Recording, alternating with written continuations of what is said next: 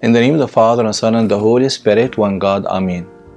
If we confess our sins, He is faithful and just to forgive us our sins and to cleanse us from all unrighteousness.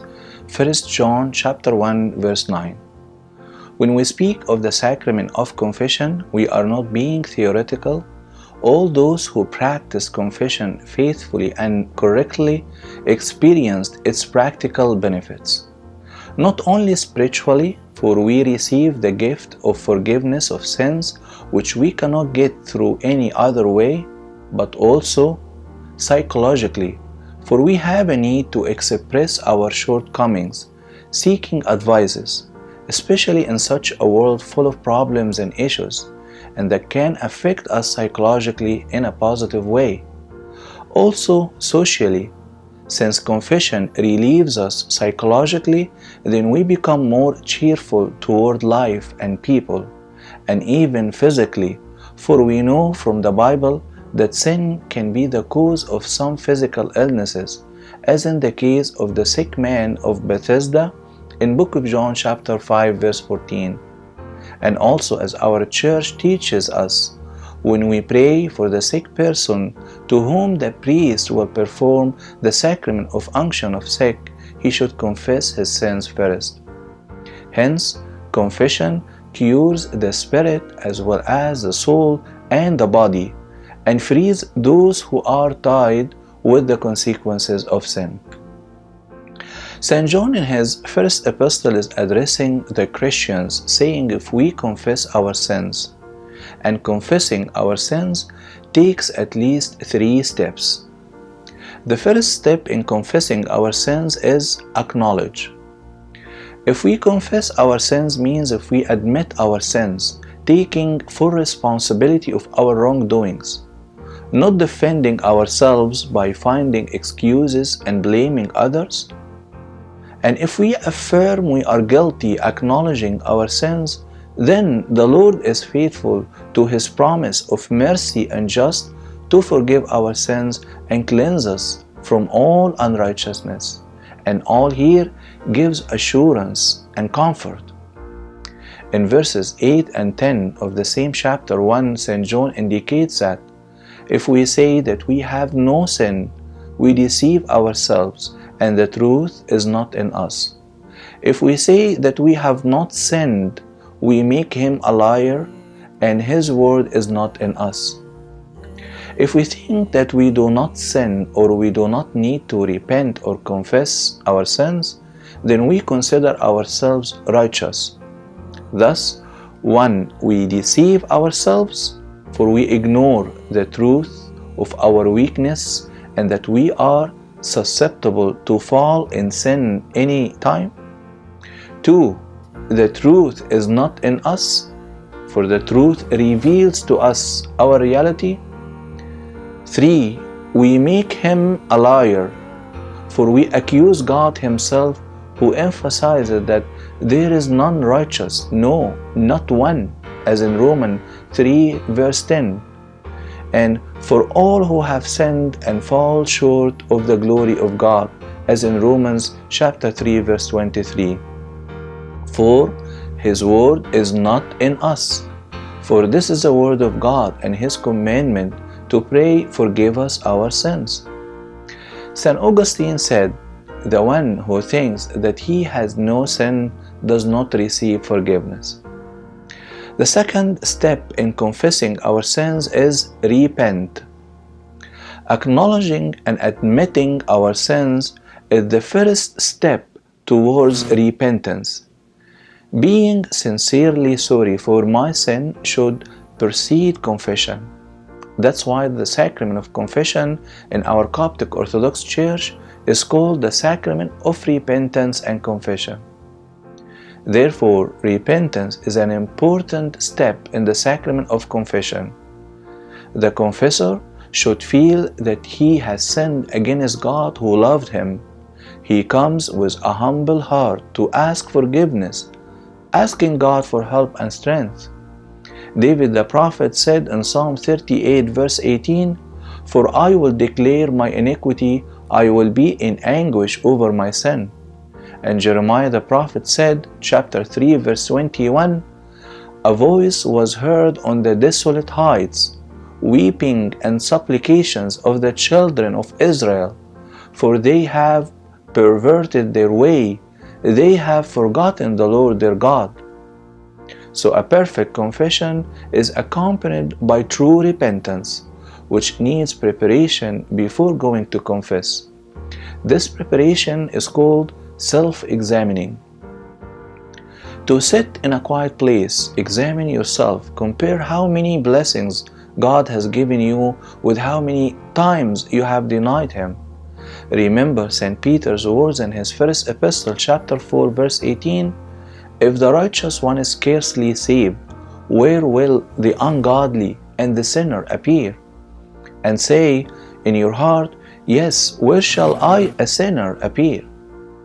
Sometimes we do not realize our sins, either because we do not examine ourselves, or have forgotten them already, or we do not confess frequently, or maybe because of carelessness in our spiritual life, causing us to sin without feeling that we are even sinning.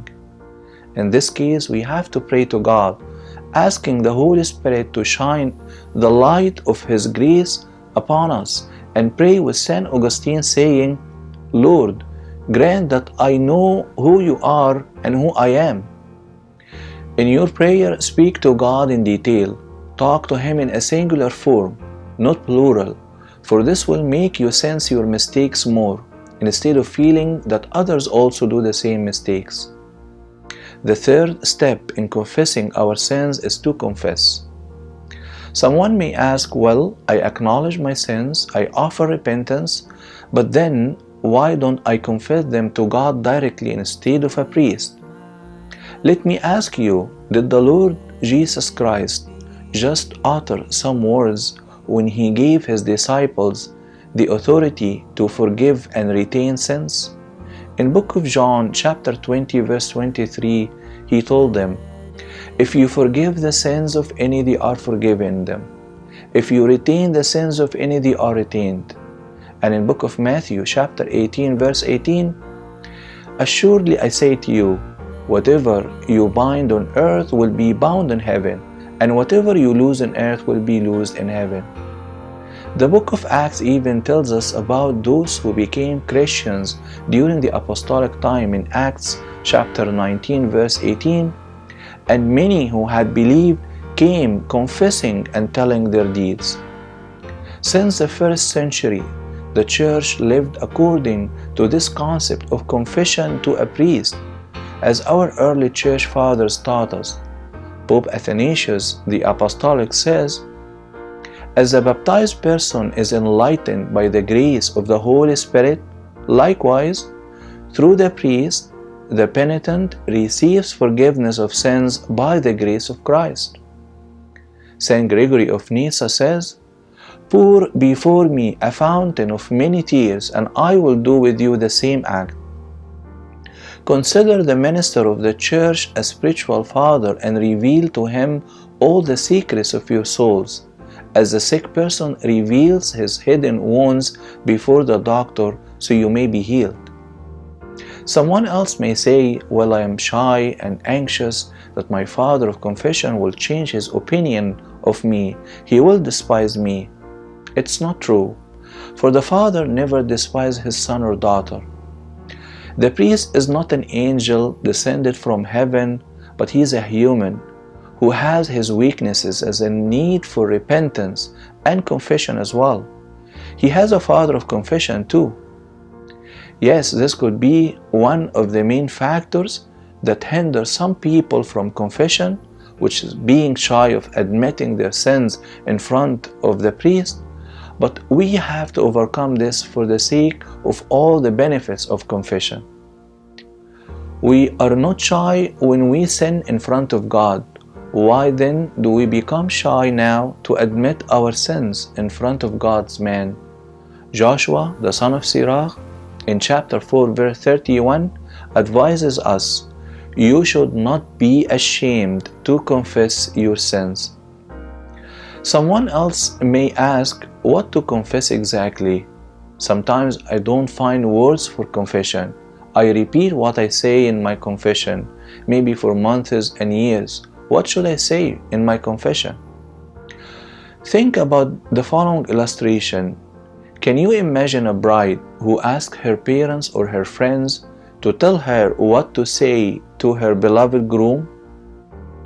We prepare ourselves for repentance and confession, not by listing some words or sins we have to say, but by witnessing to our mutual love, where God reveals His divine love and mysteries, and we also speak with Him frankly and openly.